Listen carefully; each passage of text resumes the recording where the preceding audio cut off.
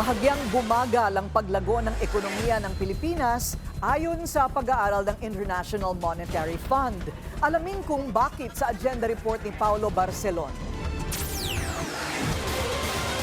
Itinakda ng IMF ang economic projections nito para sa Pilipinas sa 5.4% sa 2025 at 5.7% sa 2026, mas mababa ng 0.1 at 0.2 percentage points kumpara sa kanilang huling taya noong Hulyo. Dahil daw ito sa mas mahinang economic performance ng bansa sa unang half ng 2025, bunsod ng Trump tariffs na ipinataw sa Philippine exports. Inaasahang makakakita rin ng negative growth momentum sa second half ng taon. Tansya rin ng IMF na nasa 1.6% ang average inflation sa 2025 dahil sa patuloy na pagtaas ng presyo ng pagkain at transportasyon. Mananatili naman ang core inflation sa 2.5% sa 2026. Ayon pa sa IMF, mahigpit nilang binabantayan kung paano makaaapekto sa ekonomiya at tiwala ng mga investor ang issue ng flood control scandal.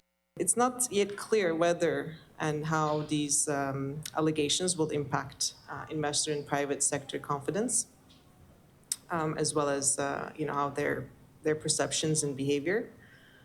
We will continue to monitor the developments and we'll provide an update. Hinihimok din ng IMF ang pamahalaan na maglaan ng mas maraming pondo para sa climate adaptation at resilience sa harap ng mga bagyong tumama at isang malakas na lindol na naranasan ng bansa ngayong taon.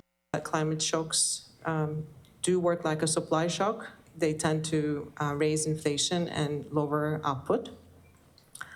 We understand that the Philippine government has a comprehensive and proactive plan for climate change adaptation. Dagdag ng IMF, dapat ding bigyang prioridad ng bansa ang digitalization of payments at pagsisigurong mapapababa ang trade barriers, kaakibat ng ASEAN chairmanship ng Pilipinas at pag-host nito ng ASEAN Summit sa susunod na taon. Para sa agenda, Paulo Barcelon, Bilyonaryo News Channel. Manatiling nakatutok sa Bilyonaryo News Channel. Sumubaybay sa aming social media accounts at mag-subscribe sa aming YouTube channel para sa mga bago at eksklusibong balita.